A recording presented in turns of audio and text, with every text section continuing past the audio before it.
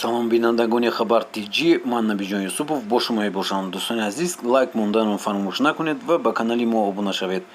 имрӯз дар шаҳри Ваҳдат 10 хонавода соҳиби калиди хона гашту хатнасури 100 кӯдак баргузор шуд. Президенти ҷумҳурии Тоҷикистон муҳтарам Эмомалӣ Раҳмон дар доираи сафари корӣ ба шаҳри Ваҳдат дар хиёбони Рӯдакӣ бинои баландошонаи истиқоматиро бар баҳравардорӣ расонд.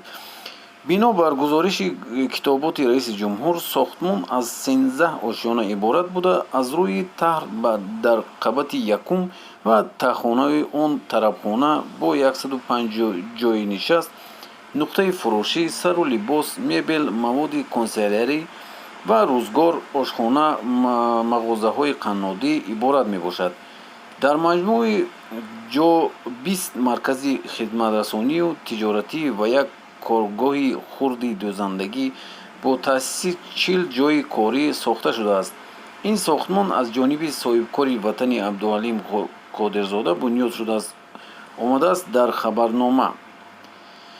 гуфта мешавад, ки Эмомалӣ Раҳмон бо шароити мавҷудаи марказҳои хизматрасонӣ ва коргоҳи дӯзандагӣ ошно шуда, бо занону духтарон суҳбат кардааст.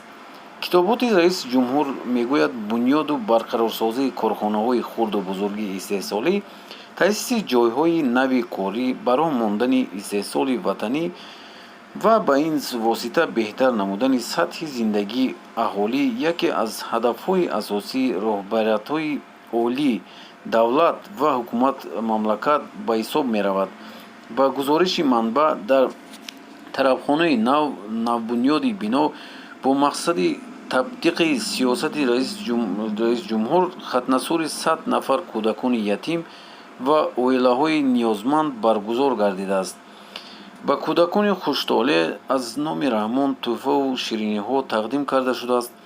Эмомалӣ Раҳмон гуфтааст, ки кӯдакон ояндаи миллатанд.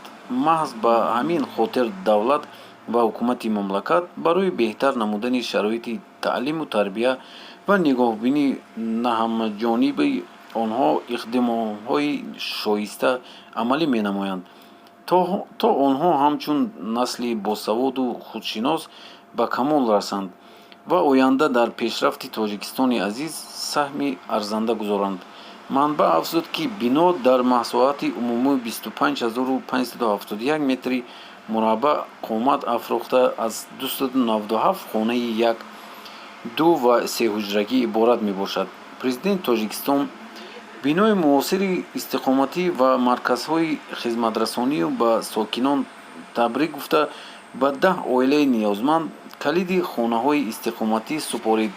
ҳамаи манзилҳои истиқоматие, ки имрӯз дар вазъияти танавӣ аз ҷониби пешвои миллат ба оилаҳои ниёзманд тӯҳфа карда шуд, бо тамоми таҷҳизоти замонавӣ ва лавозимоти рӯзгор таъмин мебошанд, омадааст. дар китоби раиси ҷумҳур гуфтааст, ки айни ҳол бо самтҳои соҳибкор дар соҳили руди Кофарниҳон, корҳои сохтмонӣ дар биноҳои баландошонаи истиқоматӣ бо назардошти таваффуқгоҳ, ҷой барои бозии кӯдакону наврасон, марказҳои хизматрасонӣ, гулгаштҳо ва дигар иншооти зарурӣ бо суръат ва сифати баланд идома дорад. дӯстони азиз, ин буд видеои мо.